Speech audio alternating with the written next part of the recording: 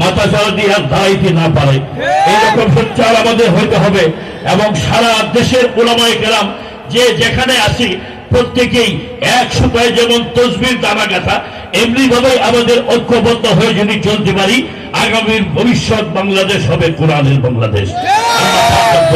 আমাদের সকলকেই তৌফিক দেন। ওয়াখিরু দাওয়ানা আলহামদুলিল্লাহ।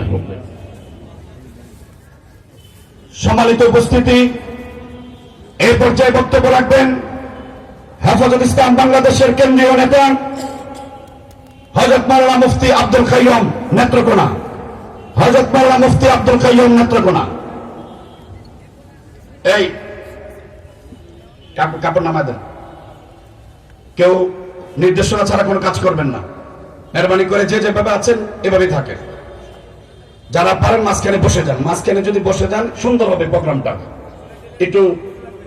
একটু মেহরবানি করে একটু বসে যান। বিশৃঙ্খলা যেন না হয়, সবার সহযোগিতা চাই। স্বেচ্ছাসেবক যারা আছো একটু মেহরবানি করে দায়িত্ব পালন করো।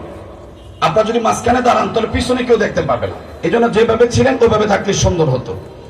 এই মাঝখানে যারা আছেন মেহরবানি করে বসে যান। আসসালামু আলাইকুম ওয়া রাহমাতুল্লাহ।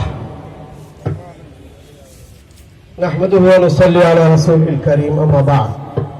বৃহত্তর উত্তমা উলামা পরিষদের উদ্যোগে আয়োজিত আজকের এই সংবর্ধনা অনুষ্ঠানের সম্মানিত সভাপতি সাহেব,